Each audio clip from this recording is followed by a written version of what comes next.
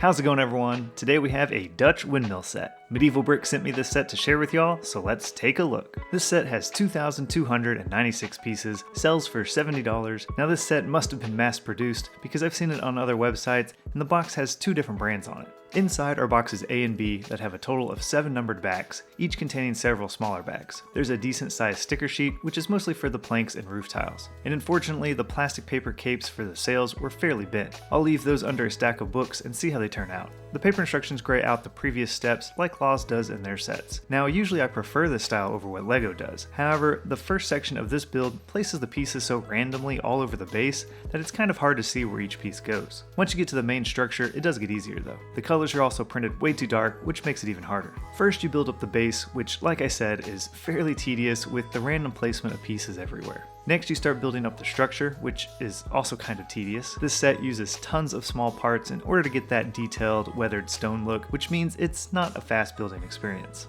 After that, you build the cabin. It's kind of fragile and little bits can fall off here and there, so you have to be careful while building it until it gets connected. However, once it's attached, it's pretty secure. Next is the windmill roof, which is another tedious section, as you have to accurately place each clip piece to the correct length and space them all around each ring to get them to look nice. Then we add a nice autumn tree and the windmill blades, although I definitely recommend attaching the blade section before you add all the rings of the roof, to prevent accidentally knocking off all those clips like I did. And there we have it. All in all, I think it's a pretty good looking windmill. You have some nice scenery around the base with grass, reeds, pumpkins, and a nice tree. However, you can see a little bright green and yellow under the building from certain angles, which is a bummer.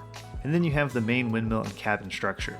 The interior is empty, but the exterior has a nice, detailed look with tons of texture everywhere from all of those small pieces. The end result looks pretty good, but like I said several times, it is a tedious build. Those capes flattened out decently after being under a stack of books for a week, although one is creased. The windmill actually spins really nicely, but I definitely recommend leaving off the sticker on the dish because it just won't line up properly. And I actually prefer leaving off the windmill capes altogether. I just think it looks a little cleaner this way. Maybe it should have had some brick built sails rather than those plastic paper ones. Overall, I think it looks pretty good. You could integrate it into a LEGO city, but be aware that it's built on a architecture style base, so it will require a little work. But I like it as a display set and plan on leaving off those sails and the front sticker. If you're thinking about getting it, it's like every set. If you think it looks cool and you think the price is fair, then you're probably going to be happy with it. Just know that this one is a little harder to build than your average set. I hope this review was helpful, and thanks again to MedievalBrick for letting us check it out. That's all I got. I'll see you next time.